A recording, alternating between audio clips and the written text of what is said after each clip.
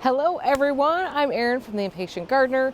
Welcome to another quick Q&A. I try to keep these to 10 minutes. I have not been successful yet, but you all asked so many good questions and I hate to cut it off. But I do try to keep it there so that we can keep it manageable from a viewing standpoint and for me from a making these videos on a regular basis standpoint. I have all the more reason to keep this short today. Because I'm on my way to work. I'm filming this in the morning. If I look a little bleary-eyed, that's the morning thing. And I couldn't stand being in my basement studio anymore. It's not a nice day. There might be something interesting that happens behind me, like the 2 deer that I just chased away might come back. But I needed some fresh air. Can't be down there anymore. All right, let's roll right into the questions. I pull these questions from the previous week's videos, as well as a lot of the questions I pull from the Q&A video from the previous week, because those would be the questions that don't necessarily pertain to a specific video. Couple of things for starters. First of all, last week in the Q&A, I failed to talk about the video that I did about the 8 plants that I'm going to be growing this year and 4 that I'm not. And I was shocked at how many people have said they're with me on the roses, that they're just kind of done dealing with the high maintenance aspect of roses. And I found that to be very interesting. And I wonder if some of that isn't that there are so many great plants these days that bring us a lot of the qualities that we're originally drawn to roses for, that don't require as much maintenance. I mean, like I said in that video, I'm sure I'll be back around to roses, and I haven't like ripped out all my roses or anything, but the David Austins are going, which is what I said in that video. I'll be back around to them again. I fall in love with them. They're gorgeous plants. They're beautiful, beautiful flowers. But maybe I'll revisit that video before I go buy some more next time. Anyways, I was just shocked. Very interesting to see what people are growing and what people aren't growing. But I was certainly not alone in, at least for now, being sort of taking a break with roses. The other item from last week's video is that there are 2 pronunciation corrections that I want to share with you. And I do appreciate you guys helping me with my pronunciation on some of these places. So the first one was a garden in Postcard. It's Blodell, and that's Puget Sound, British Columbia. Where was it? I'll put it on the screen. I think that, so it's BLOEDEL, and around here this must be like a like a German integration. This is a highly German populated area. OE in people's last names often goes to an A sound here. So I think that's why I was thinking it was Blodell, with the emphasis on the second syllable. Thank you for all of you who shared that with me. And the other one is the place for the city name of where the Morton Arboretum is just pronounced Lyle, like Lyle. Thank you for those corrections. By the way, this came up because, well, not only do we have the postcards, but last week we had a question about what would be my top 5 gardens to visit. And I said I wanted to reserve the right to figure that list out, but named a few. And then a lot of people chimed in with such a good list. Keep them coming. But you know what I'm going to do is, rather than try to rattle them off, because we have a question that pertains to that, so you'll understand this a little bit. I think what I'm going to do is make a blog post and add them to the blog post, like a standing blog post, so that everybody can see all the gardens that were recommended, because they all have value. And the fact that anybody recommends them means that somebody loved that garden and really enjoyed it. I feel like I'm shouting. Why am I shouting? Okay. I think it's because I'm in a hurry. I tend to talk quickly and loudly when I'm in a hurry. All right, let's just get into the questions before this goes downhill. Thomas asks, I'm curious how you balance the need and benefit of ecosystem health through native plants versus the desire to collect really interesting species and cultures. On one hand, I want to support my local ecosystem by planting natives, but on the other, I am fascinated by plants that aren't native or have limited ecosystem benefits. So much native plant rhetoric makes it seem like I have to abstain 100% from non-native species, and I'm curious what your ethic on the topic is. I love this question. I think this is very much an individual decision. Where I land on this personally is that, first of all, I will always say there are great benefits to native species. That said, I believe that any garden that is managed in an ecologically responsible manner offers more benefits than any patch of lawn ever would, or a parking lot. So I think by purely making a garden, regardless of what's in that, I feel like you are doing a huge thing to help nature and to make that part of your ecosystem a better place. You can plant a gorgeous garden made just with native plants, but sometimes that's not necessarily someone's style. And what I would hate to see is someone saying, I don't really like the way natives look in a garden, or I can't keep up with that kind of, natives do what natives do. A lot of times you have to give them room to do their thing. Sometimes they move a little bit or reseed a little bit because they are happy here. But sometimes that doesn't go with someone's garden aesthetic. And I would hate to see anybody not garden or just say it's easier just to have lawn than plant a garden at all. Also, I find if I were to go with a fully native plant palette, I would find that to be very limiting. For instance, I'm working on a project. I keep teasing you with this project. It's coming very soon, which involves a lot of evergreens, and in a very specific site with very specific site requirements. And I will tell you, many of our native evergreens that we have here are not appropriate for this site because they get either way too big, or the deer absolutely demolish them, because these plants were all fine 50 years ago when they were planted. The deer population was under control then. The deer population is not under control at all, and the deer eat everything. So my personal philosophy is I like to work in a native when I can. I believe that nativars, in many cases, which is a cultivar of a native species, I believe those also have value, although sometimes it's questionable. I mean, anytime you get into like a plant that now has a double flower that's originally a single flower, you're going to lose some of its impact and benefit to the ecosystem, because insects just can't use that flower as easily. I also feel like I would never, there are non-native species in this garden that I love and I would never give up. So for me, I feel like there's a balance to be achieved. I also feel that any garden is better than no garden. I hope that answers that question a little bit. It's a pretty big topic and people feel really strongly about it. I just feel that I never want to discourage somebody from growing a plant. It has to be better than not growing a plant, unless it's invasive, and then it'd be better not to grow the plant. Maine Blaine says, here's a question. Have you ever grown angel's trumpet, Brugmansia? It's tropical, but absolute showstopper when in bloom. Smells heavenly too. I haven't. Someone sent me some datura seeds last year, and I tried to grow it, and they didn't really go anywhere. I don't think I cared for them well enough. I know they're super heavy feeders. Datura is a relative of Brugmansia, and I haven't because I didn't think I liked them. And then I saw one growing at the Naples Botanical Garden. If you guys haven't seen that video, I will link it below. It's a non-talking tour, a quick tour of the Naples Botanical Garden. There was one there that must have been 10 feet tall, and holy smokes, was it a showstopper. So I'm sure I'll grow that plant sometime, but no, I've never grown that. I also know that that's another plant that I'm going to be overwintering inside, and I feel like I need to be very cautious about how many things come in with me at the end of winter. Hillary says, can you share more about overwintering and bringing out your figs? I bought my first Chicago Hardy fig last spring and loved it. Brought it when the weather got cold in northern Michigan, and she's hoping it starts to leaf out this spring. It will. I can almost guarantee it'll be just fine. Everything I know about figs, well, I did do a video with Heather from Here She Grows, so I'll link to that, because she's been doing figs longer than I have, although she did lose her fig last year.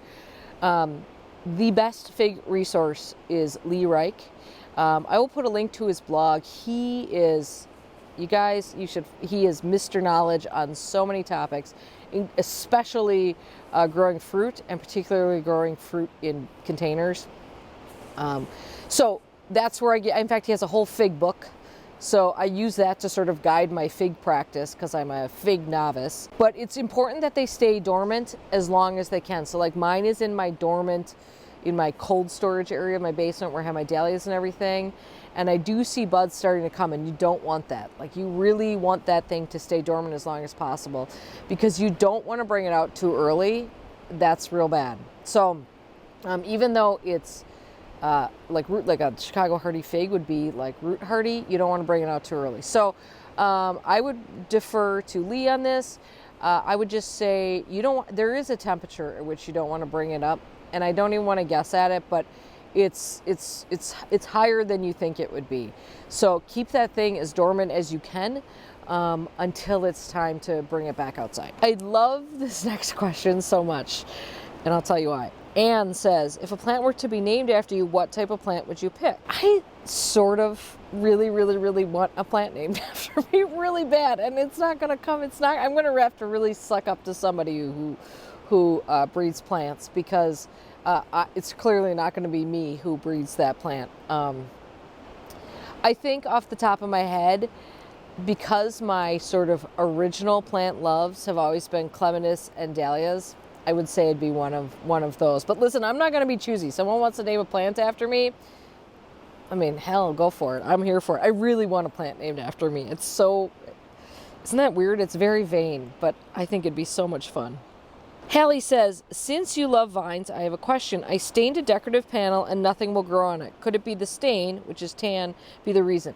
I doubt it, but it depends what the panel is. So with vines, there are different types of vines. They all grow in different ways. Some grow by twining around things, in which case you need something that's no thicker than a pencil for them, in most cases, for them to twine around things. So twine will work, or a very thin metal rod will work. Sometimes maybe like a skinny bamboo pole will work too.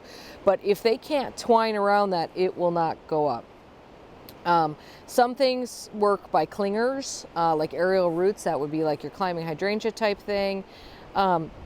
Other things you actually have to tie in, like sweet peas. You have to tie those in for a certain point, and they do have little tendrils that come out and kind of grab onto things, but they need to be supported upright before they grab onto anything. So I think the question would be, what is the panel made of? What is the design? Does it allow something to grow up? Because if it's a flat panel or it's got really big slats, you're going to have to create a structure in front of that make like a string trellis out of that or something to get things to grow up it. If nothing's growing at all, if it's a situation where vines will grow without climbing. So if it's a situation where nothing's growing at all, it's something to do with the soil.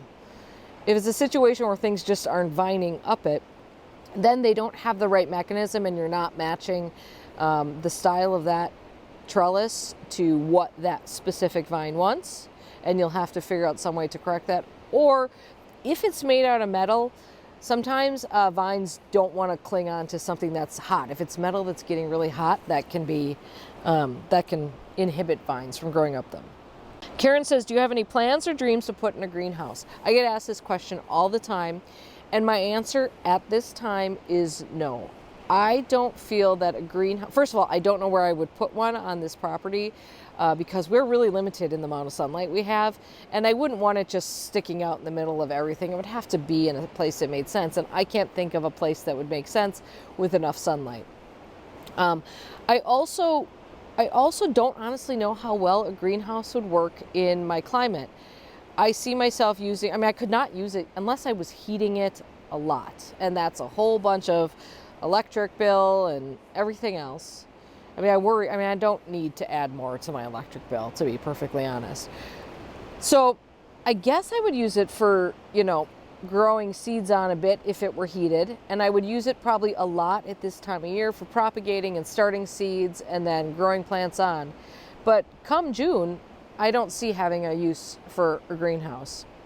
I don't think I would ever be able to put in like a big enough greenhouse that I would be growing crops in the ground inside of it, where you would grow like tomatoes under protection, which would absolutely give me tomatoes earlier. So for now, I also would only have a greenhouse that would really be heavily used. I love beautiful greenhouses that become an extra living space. I know I follow lots of people who have gorgeous greenhouses. Somebody just north of me, Dawn, I'll link her Instagram here. She's got a gorgeous greenhouse that she uses as sort of a living space, and she grows in it. Obviously, everybody knows Laura at Garden Answer has that gorgeous Hartley. Laura at How's It Growing has a beautiful, really moderately sized greenhouse that she uses quite a bit. Personally, I just don't know how it would allow me to grow anything more than I'm already capable of growing. I think it would be a huge expense. And I would never be able to keep that thing heated in winter enough to overwinter plants in it. So to me, it just seems like for what I would get out of it, it wouldn't be worth it for me. Plus there's this whole issue of I honestly don't know where I would put one. Okay, Nothing Personal says she picked up a few bananas. They are 2 feet tall with 3 to 4 sets of leaves in 6-inch pots. She's in zone 4B in Alberta. Wants to know if she should transplant them or just leave them be in their pots until she can get them outside. I would put those in bigger pots. They want to grow. I think you've got a long time to go before I'm guessing Alberta zone, you're probably going to be putting stuff outside about the same time I would, which is June, early June. You got a long time to go till then. So I would pot those up into bigger pots with fresh compost and they're going to get big and let them keep growing inside so that, you're going to have really nice plants by the time you put them out. But I think those 6-inch pots are way too small for those to live in for another 2 months now.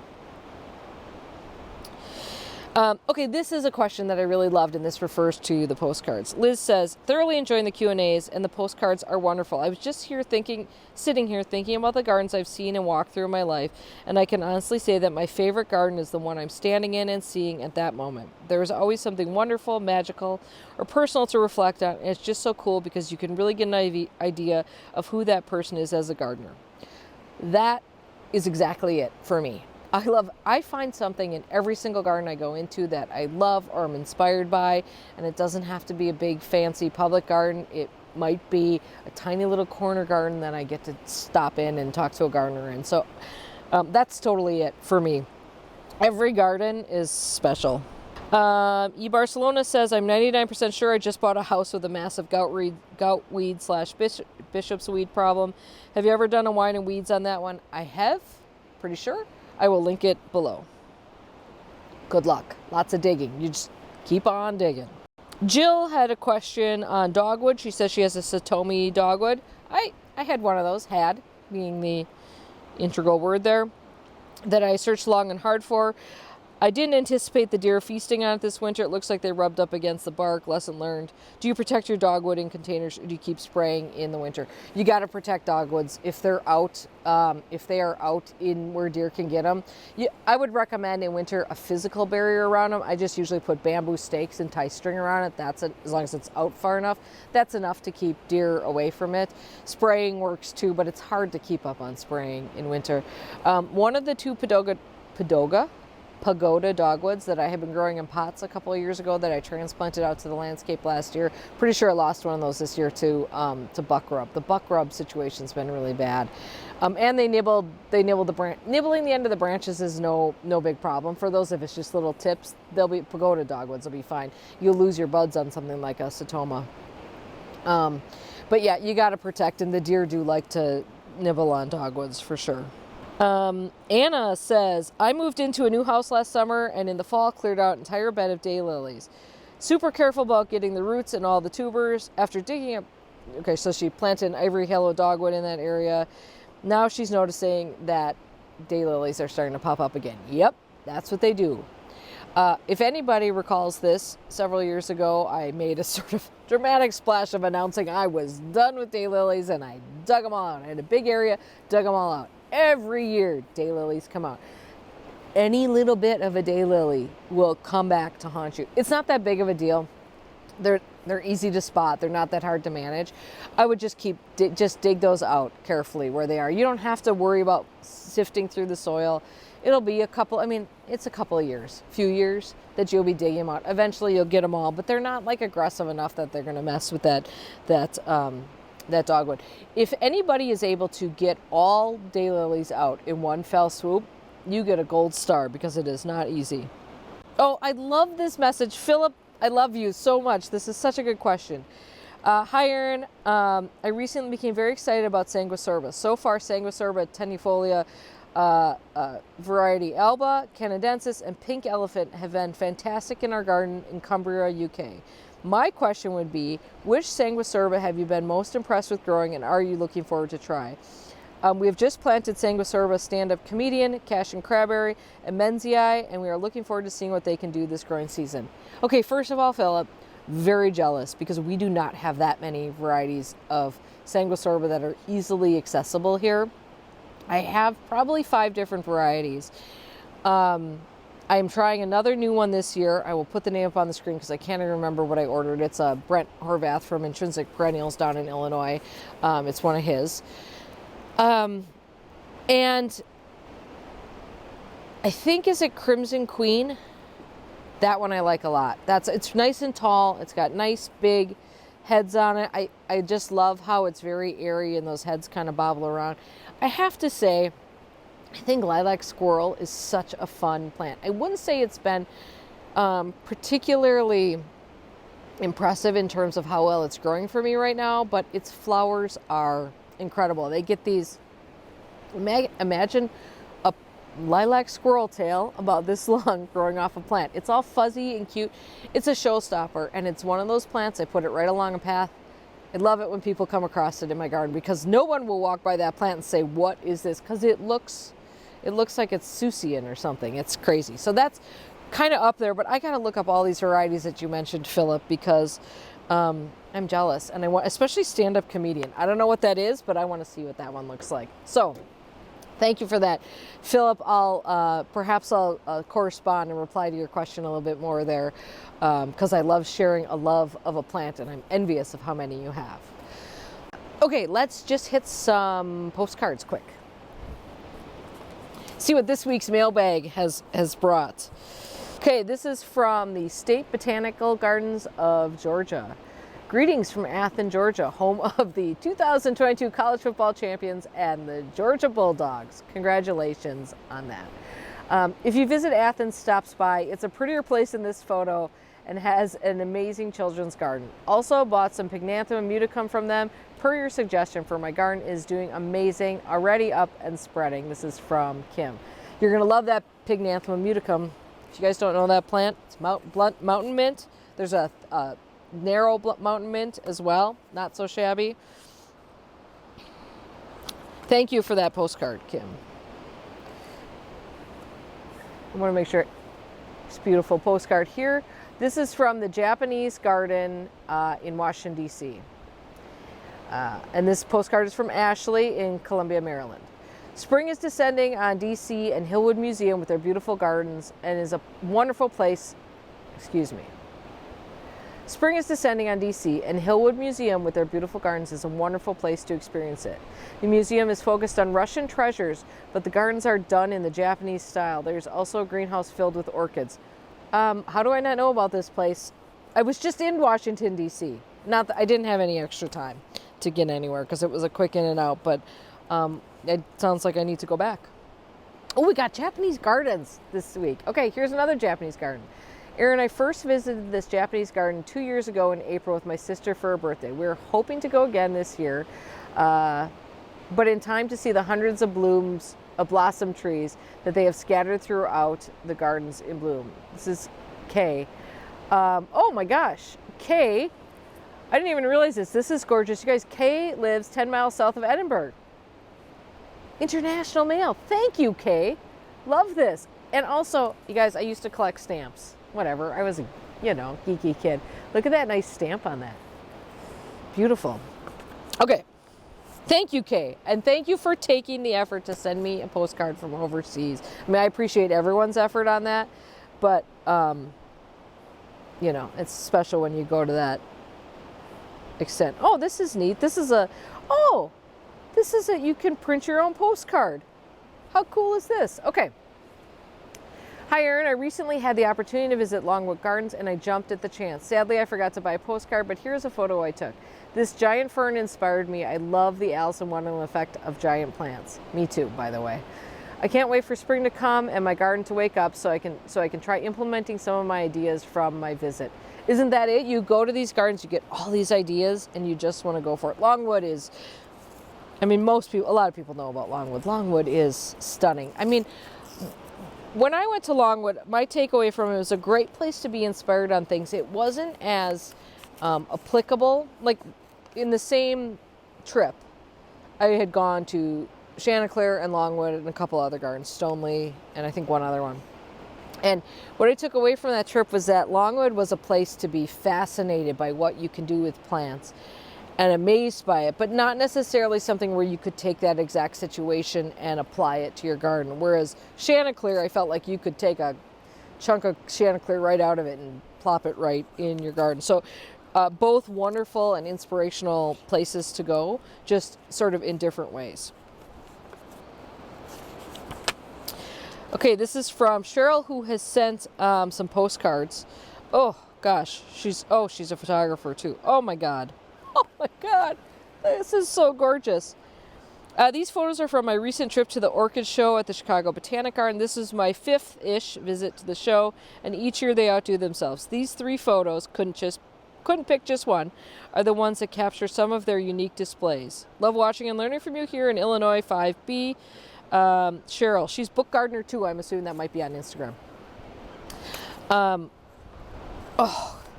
You know, why don't I go down to that show? The Chicago Botanic Garden is not far from me. Look at this. Oh, stunning. I think because I know that I'd want to leave and grow a whole bunch of orchids and then I'd end up killing them. Okay, last one for today. Okay, so Lisa sent me, this is actually like a brochure from the Grand Ideas Garden, which is at Michigan State University, I think. This 2-acre garden is maintained by master gardeners. It's open to the public 24/7 and it's free. Can I just say I love when gardens are open, like parks, anytime you want. It's a great place for inspiration, a picnic, or family photos. Features sunny and shady native plants, a pollinator garden, waterfall, and more. A true hidden gem in Grand Rapids, Michigan. So here's the front of this brochure. The website for this place is Grand Ideas Garden. What a neat place. I have to read about this. This is so neat. They have a pollinator habitat garden. They had, on average, 6,000 visitors a year. Oh, this is really great. Well, look that one up. Thank you for sending that, Lisa. I did not know about that at all, and that's in Grand Rapids, run by the Michigan State University Extension. Okay, the postcard project continues. I am working on some special things to do with all these postcards that you guys are sending me, but give me a little time. You know, everything moves slowly in my world.